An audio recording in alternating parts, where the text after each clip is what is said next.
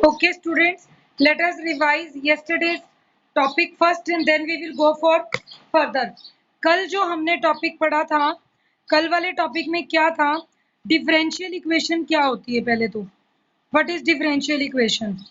Differential equation हमारा वो topic था जिसके अंदर हमने कहा था कि वो इक्वेशन जो x, y और उसके derivative means independent variable, dependent variable और उसका डेरिवेटिव किसी भी ऑर्डर का हो up to nth order n+1 जो भी ले, हम जनरल इक्वेशन लिख रहे हैं, अगर इसका फंक्शन 0 हो तो।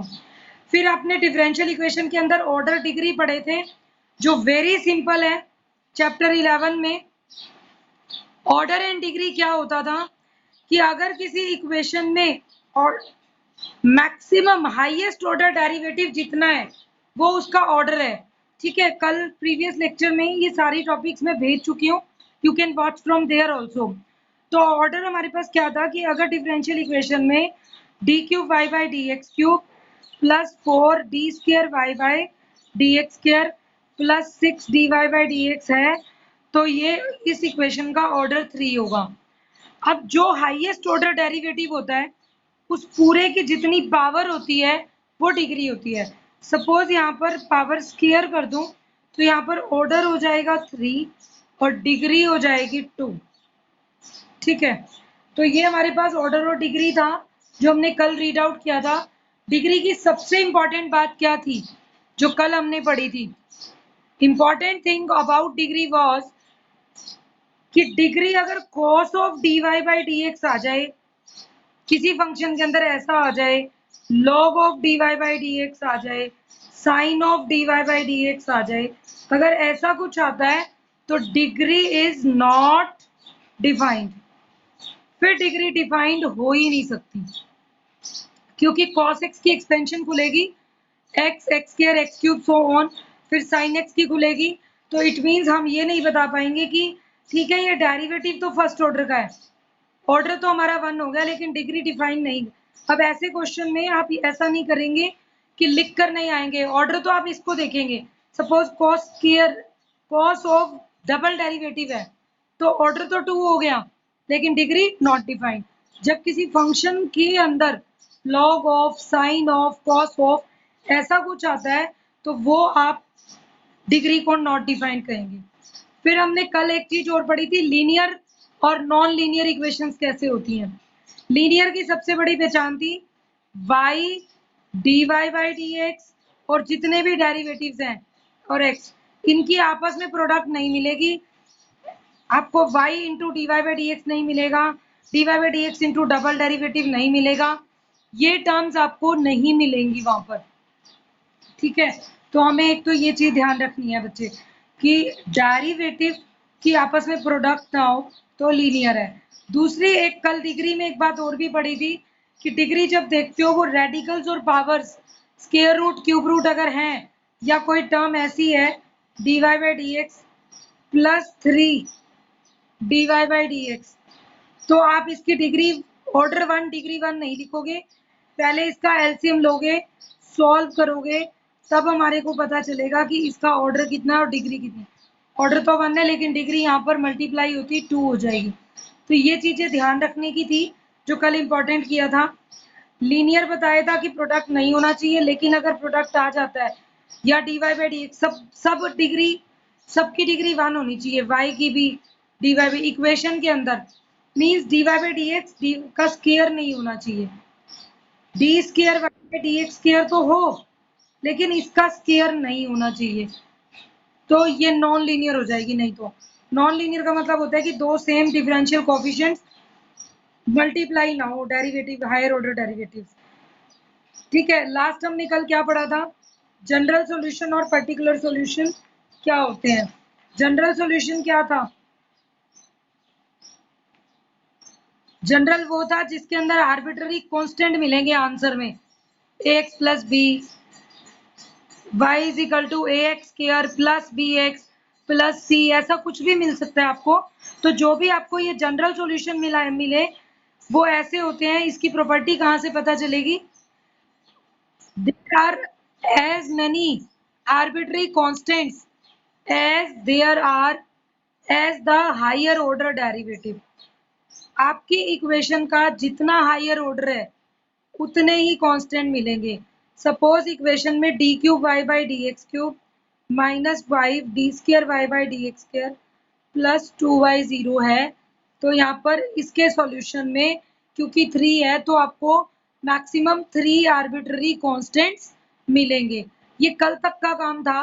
पर्टिकुलर सॉल्यूशन वो सॉल्यूशन होता है जिसे हम सॉल्व करने के बाद डेरिवेटिव जब आप सॉल्व कर लेते हैं तो पर्टिकुलर सॉल्यूशन में एक इंपॉर्टेंट चीज होती है, ए बी नहीं आएंगे। मान लो आंसर आ गया y is equal to 3x plus 7, तो आपने ए और बी की कुछ पर्टिकुलर वैल्यू डालकर सॉल्यूशन फाइंड आउट कर लिया, तो ये आपका जनरल सॉल्यूशन की बजाय पर्टिकुलर बन जाएगा। अब हम आते हैं नेक्स्ट टॉपिक पे। बेटा जो नेक्स्ट टॉपिक है उसमें क्या है हमारे पास, कल हमने ये पढ़ा कि सॉल्यूशन कैसे वेरीफाई करते हैं।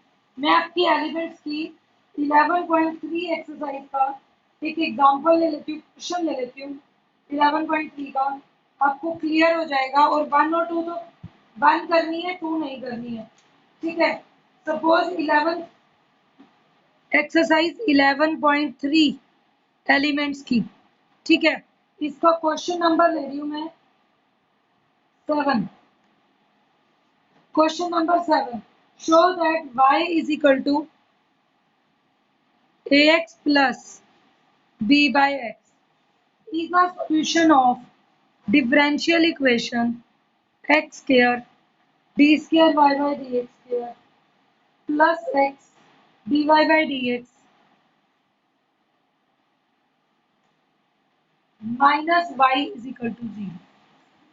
जब हमें ये दिया जाता है कि आपको किसी भी इक्वेशन का वेरीफाई करना है कि ये कर्व इसका सॉल्यूशन है या नहीं है, मींस अगर मैं इसको सॉल्व करूं तो ये आंसर आएगा या नहीं आएगा, तो हम क्या करते हैं ऐसे क्वेश्चंस को सॉल्व करने के लिए। कल भी हमने ये मेथड सीखा था बेटा, but we are going to do कि आपके पास जो y गिवन है, आप इस स्टेटमेंट में चेक कीजिए dy बाई डी एक्स भी दिया हुआ है और D square Y by D X square भी, तो आप इसका फर्स्ट डेरिवेटिव भी निकाल दो। फर्स्ट इक्वेशन का क्या आएगा, ax प्लस बी ए और b बाई एक्स का डेरिवेटिव 1 बाई एक्स का derivative minus 1 by x square, तो ये बन जाएगा minus b by x square.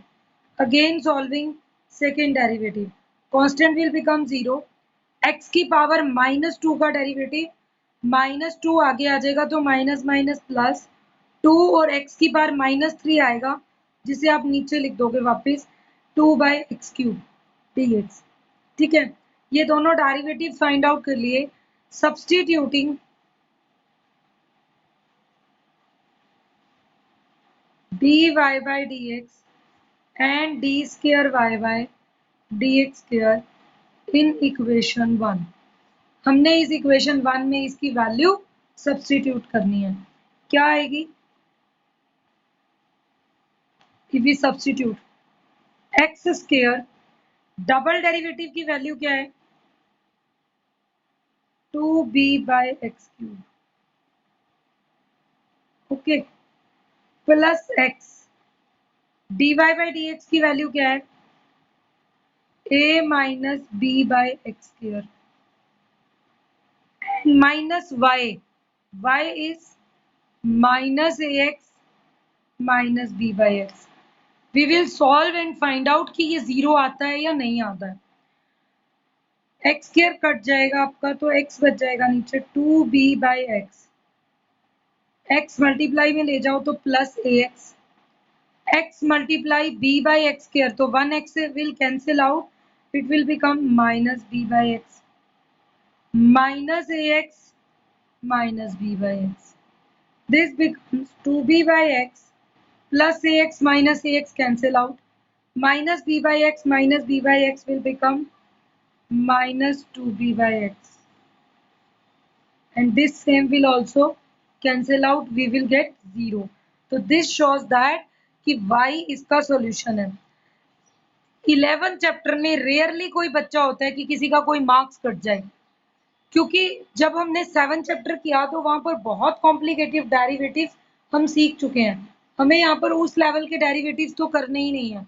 हमें क्या करना है, कि जो भी आपका 7 सिंपल इक्वेशन दी हुई होगी आपको डेरिवेटिव निकाल के पुट करके वेरीफाई करके बताना है। 11.3 exercise complete is based on this type of questions. फिर भी आपको एक एग्जांपल और कर लेते हैं। क्वेश्चन 11.3 एक्सरसाइज का ही क्वेश्चन नंबर 12। क्वेश्चन नंबर 12 में है y is equal to cos of cos x. This is the function given to you. Verify this is the solution of d square y by dx square minus cot x dy by dx plus y sin square x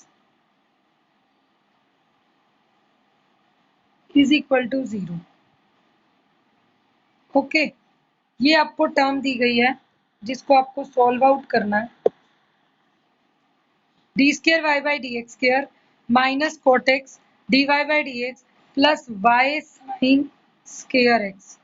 okay, now what we have to do कि अगर ये question है और ये verify करना है तो again thing is same. First we will take D Y by D X cos of cos X. Derivative क्या होता है? अब ये आपने कर रखे हैं 7 चैप्टर में। पहले बाहर वाले कॉस का derivative minus sine cos X, फिर कॉस एक्स का derivative again minus sine X. Okay, तो D Y by D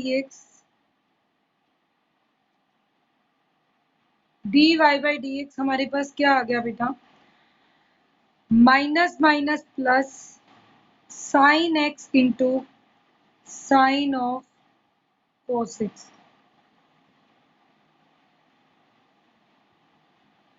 Sin x into sin of cos x. Now we go for double derivative. Double derivative में ये खुद दो terms हो चुकी हैं। sin x as it is, इसका derivative करो। sin of cos is sin का derivative cos of cos x and cos x का derivative minus sin x plus sin of cos x as it is sin x का derivative cos x। तो double derivative will become minus sin x into sin x sin square x cos of cos x plus cos x sin of cos x। ठीक है, अब जब ये double derivative भी find out कर लिया और dy by dx भी फाइंड आउट कर लिया, now we will substitute these values in given equation. What is value of double derivative? Left hand side में पुट करेंगे minus sine square X cos of cos X plus cos X sine of cos X. एक तो आपके पास ये आ गई term, ठीक है। This term we will get now after solving D square Y by D X डालने के बाद next is D Y by D X जो कि माइनस कॉट एक्स है। अगर माइनस का कॉट एक्स गिवन है तो इसे मैं साइड बाय साइड लिख रही हूँ cos X by sine X multiply D Y by D X क्या था? Sine X into sine of cos X. ये आ गया। अब आपके पास डबल डेरिवेटिव की भी वैल्यू पुट हो गई, cot X into D Y by D X भी हो गया plus Y into sine square X, Y भी पुट कर दो। वाई क्या था? Cos of cos X into sine square X. अब लेफ्ट हैंड साइड को सॉल्व करते हैं। फर्स्ट टर्म देखिए minus sine square X cos cos X, last sine square X cos X, minus plus will cancel out. Next आपकी term क्या आएगी? यहाँ पर देखें तो साइन एक्स कट गया, कोट का टर्म रह गई आपके पास cos X sine of cos X minus cos X sine of cos. Again these are same, will cancel out, we get 0. Hence y is equal to cos of cos x is solution of given differential equation. ये दी हुई differential equation का solution बन जाएगा। तो this will be easy for us. ठीक है, next up देखते हैं टॉपिक। अब नेक्स्ट टाइप आती है कि हमने ये तो पढ़ लिया कि कौन सॉल्यूशन है या नहीं है। हमें कोई कर्व की इक्वेशन दी जाती है और हम वेरीफाई करते हैं कि वो सॉल्यूशन है या नहीं, डायरेक्ट पुट करके। अब मैंने आपको कर्व नहीं दिया, सपोज मैंने आपको ऐसे लिख कर दे दिया। Now how we will tell कि इस कर्व सॉल्यूशन क्या है। What is the solution? ऐसा कौन सा y है जिसका डेरिवेटिव x स्क्वायर आएगा, फर्स्ट डेरिवेटिव x स्क्वायर के इक्वल आ जाए। तो हम साइड बाय साइड चेक नहीं करते। जब हम ऐसी कंडीशन में आते हैं तो दिस नोन एज कि हमें सॉल्यूशन फाइंड आउट करना है। तो अब हम क्या पढ़ेंगे? Methods to find solution of given differential equation.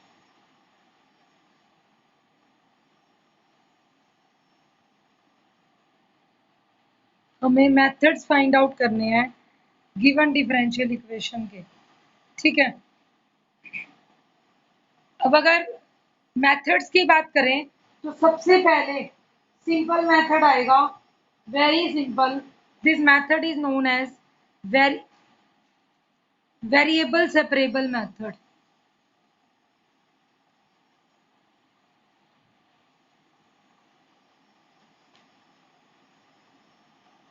What do we mean by variable separable method? Variable separable method का मीनिंग ये है, if it is possible to get, अगर हम ये कर पाए in this method, if it is possible to collect all x and dx on one side and all y and dy on other side, then we apply this method.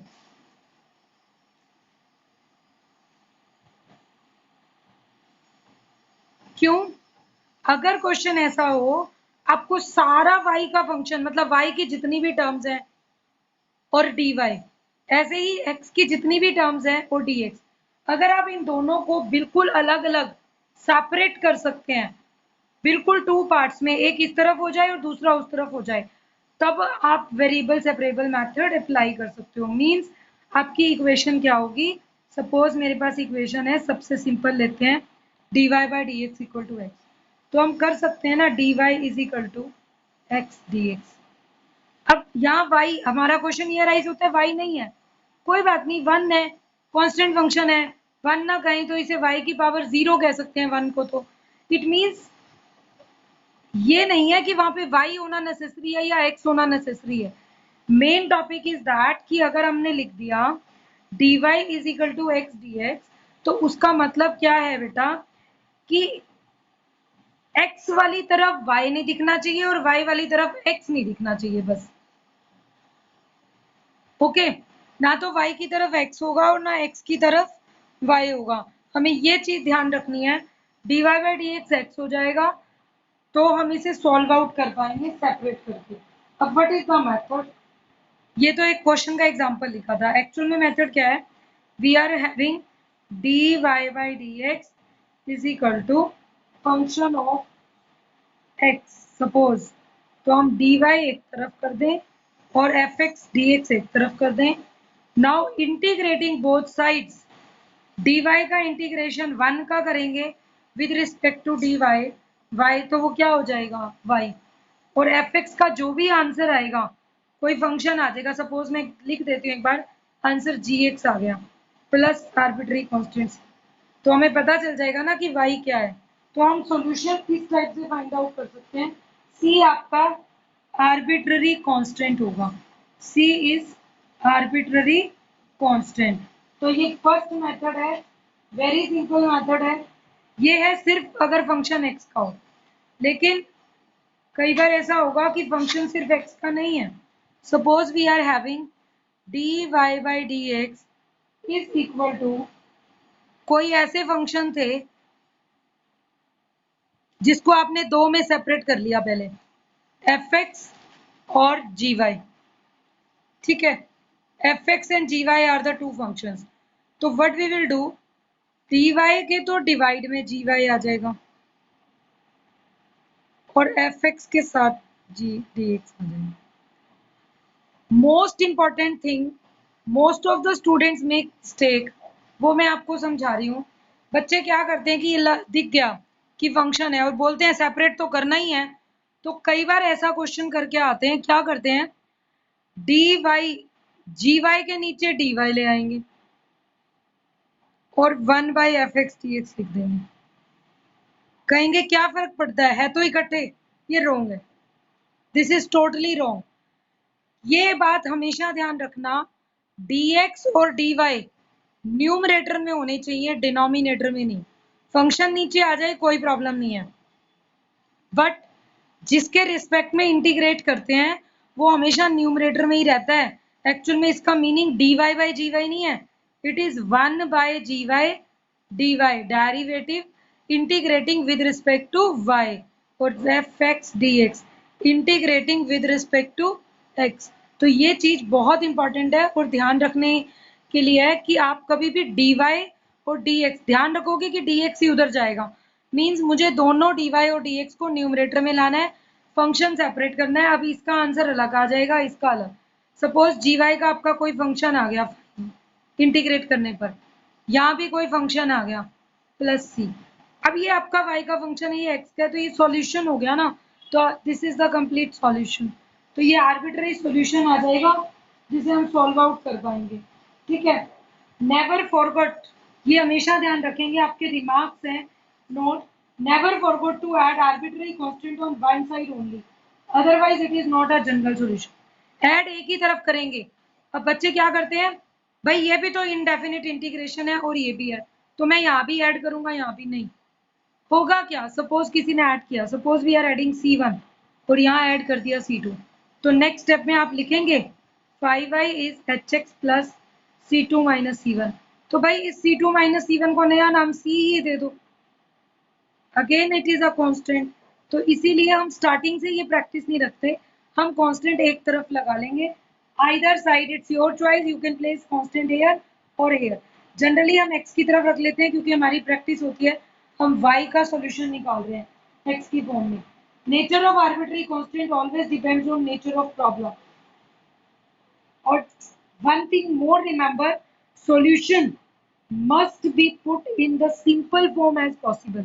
जितना simple form में लिख सकते हो उसी form में ही आप इसको solution को लिखेंगे, ठीक है। क्वेश्चंस कैसे आते हैं, वेरी सिंपल। मैं अभी फर्स्ट ही उठाती हूँ जो हमने लिखा था, dy/dx equal to x, what we will write. अगर हम ये कर पाते हैं तो हमें चेक करना होता है, इजीली कर पा रहे हैं, dx को उधर भेज दिया। फिर हम एक लाइन लिखेंगे इंटीग्रेटिंग बोथ साइड्स। यहाँ एक दो बच्चे गलती कराते हैं हमेशा बोर्ड एग्जाम में, फिर बोलते हैं कि मार्क्स कट हो गए। क्या करते हैं बच्चे, most of the students right here कि ना इंटीग्रेटिंग बोथ साइड्स करना था और dy is equal to x dx है, तो आपने क्या किया, विद रिस्पेक्ट टू x लिख दिया, वो गलत हो जाएगा। You are not suppose to write with respect to, क्योंकि इंटीग्रेटिंग का मतलब y वाले का y में होगा और x वाले का x में, सिर्फ साइन लग जाएगा dy x dx। we get y is equal to x square by 2 plus c. This is the required solution। अगर आपको चेक करना हो आप चेक कर सकते हैं, एक बार इसी सॉल्यूशन का डेरिवेटिव करना वापस, तो क्या आएगा हमारे पास, dy by dx, x square का डेरिवेटिव 2x by 2, कांस्टेंट का डेरिवेटिव 0, 2 कट, सेम इक्वेशन आ गई dy by dx equal to. तो this was the your general solution कह लो, कंप्लीट सॉल्यूशन कह लो, आर्बिट्ररी सॉल्यूशन कह लो। ये कांस्टेंट जरूर आपकी इक्वेशन के बीच में रहेगा, ठीक है।